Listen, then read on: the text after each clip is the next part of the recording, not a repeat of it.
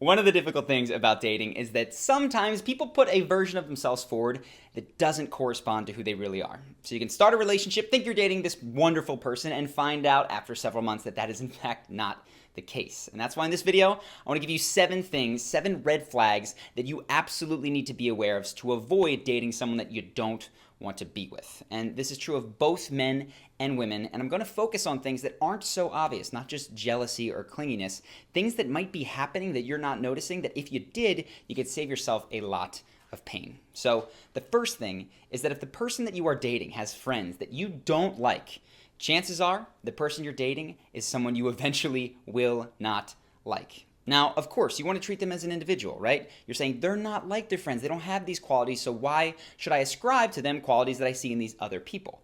And if that's a wonderful feeling, but the truth is we are all products of the 5 people that we hang out with the most. We're like our friends, especially if we spend a lot of time with them. So if you think that the person you are dating doesn't have the qualities that you see in the friend, maybe the friends lack ambition, they're unkind, whatever, guess what? The person that you are seeing is probably putting on a face. In reality, they're much more like their friends than they want you to believe. They just want to impress you early on so they don't let you know. The second thing is very similar to that, and it's if you want to know how somebody's going to behave when things aren't going so well and they no longer feel the need to impress you, look at how they treat waitstaff, look at how they treat service people, and look at how they treat anyone in the world that seems or they feel has lower status than they do. When people go out to a restaurant, one of the nice things is that there is a waitstaff that serves you. And oftentimes people feel like they do not need to impress that person because they're already paying them. Guess what? That means that they're going to behave in a way that is constant for anyone that they are not trying to impress, and you will eventually become that person for them. So while they might be very sweet to you and understanding of your flaws, if they are really, really rude or unkind or not understanding when the waiter makes a mistake, when that's you, after several months, you will likely receive that same pattern. So if you don't like the way that they treat waitstaff, you're probably eventually not going to like the way that they treat you.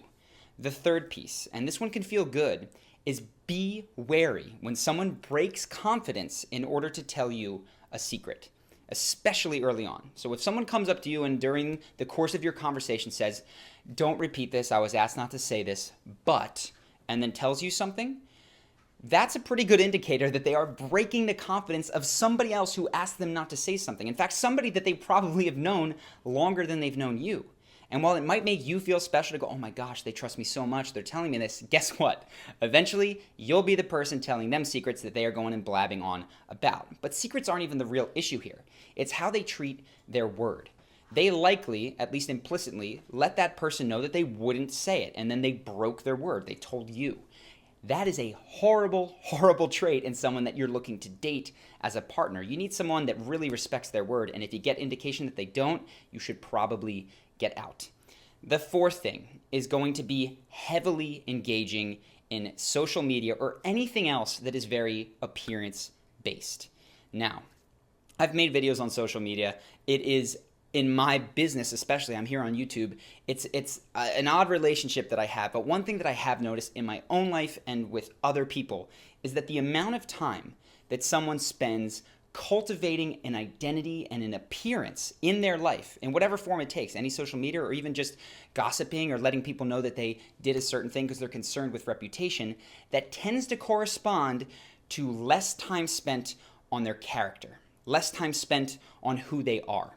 So while they might look like they're making all this wonderful progress and they're meeting these amazing people or climbing mountains or meditating, if that's all the photos and the imagery and the words that you're seeing on social media, it can very, very often be the case that behind the scenes, and I've heard and seen so many stories, that is the complete opposite. On the contrary, when someone is doing those things, you might get a post here and there, but it's not going to be the main focus. They're actually doing it in their life. So if you and the person you're dating have very different social media habits, it's likely that you have very different values as well, and you are probably not a match, sorry to say. The fifth thing, if someone has a history of not having long-lasting relationships, be wary. This one is perhaps a little bit more obvious, but I feel like I need to say it because I have part of myself, and I know that a lot of people out there do, feel like they want to rescue people. When they see someone that's in dire straits, they feel like, "Oh my gosh, I can help. It makes me feel good. It makes me feel special to help. Plus it helps them." Fantastic.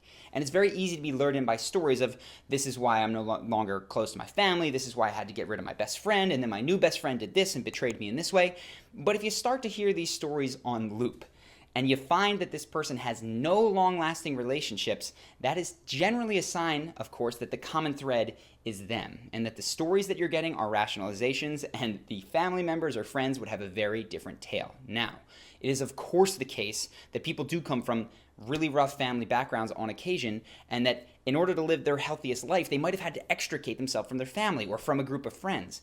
But if it's a repeat thing and you're seeing it all the time, then you really do need to be wary. Next up, this is very, very related to this one. Number 6 is going to be if they talk about their breakups and their ex in a way that puts all of the responsibility onto their ex, that is a horrible, horrible sign. And of course it feels nice for a second when someone's telling you about your breakup and you go, oh my God, that wasn't your fault. It was your ex who did all these crazy things, you poor soul. But really, we all make mistakes, whether it's in choosing the person and staying with the person and creating fights and perpetuating fights. If you're in a situation and in a relationship that is ongoing, you are partially to blame. There is things to be learned and responsibility to be taken.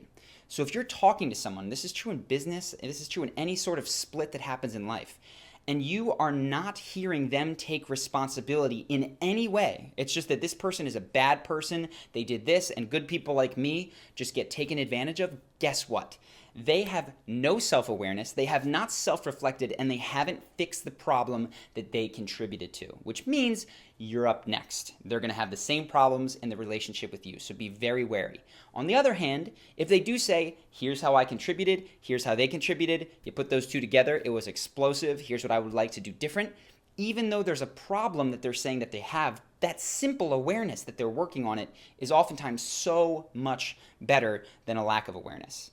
And the last thing, this is one that I was guilty of in my younger years, and it was seeing the person that I had just started dating or just started seeing as perfect.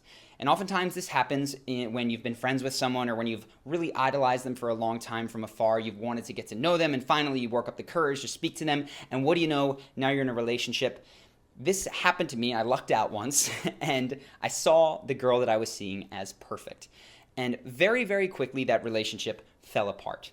And it wasn't because of anything horrible that either of us did, but it was because I was dating an idea of her. She wasn't a flesh and blood person with flaws. She was this perfect image of someone who would make my life better. And oftentimes when people see you as perfect, it can feel really good, like a lot of these things can. But it's an indicator that they don't have the ability to treat you like an honest-to-God human being. And when you do reveal your flaws, which we all have, they might not handle it well, they might not help you get through it, and they might not even be able to cope with it. So if someone very early on is seeing you as a perfect version of yourself, that is actually not a good thing. If they see you as a better version of yourself while still accepting and even beginning to love or work with some of your flaws, that is a completely different story and is actually healthy. But if they just see you as perfect and can't see your flaws, sorry to say, it's not because you don't have flaws, it's because that is red flag number 7. So I hope that these red flags have helped you, and maybe you have identified something in your own life that you can get out of early or that will save you down the line. Another thing that we have completely, well, sort of related to this, we have a video set up on first impressions. And if you want to check out the 4 emotions that make an amazing first impression in any scenario, including in dating, if this is something that you're interested in, go ahead, click below. We have a link which will take you to a page, you put in your email, and you can learn the 4 emotions to make an amazing first impression in any situation, anywhere, cross-culturally. You just got to create these emotions in the right order. So, hope that you guys have enjoyed this video. I am again doing a live stream on Facebook. It's going to be 11 a.m. tomorrow, the day of the release, so that's going to be Tuesday, I don't know what the day is, at 11 a.m. Pacific time, 2 p.m. Eastern time. If you follow us on Facebook, I'm going to go live. You can ask me your questions. We'll have a good time. And if you enjoyed this video, I hope that you decide to subscribe to the channel, smash that notification bell, the likes, whatever. Do whatever you want. Comment. I think I'm supposed to say all this stuff, but honestly, I don't know that matters. I just really hope that you enjoyed the video. So that is it for this video, and I look forward to seeing you in the next one.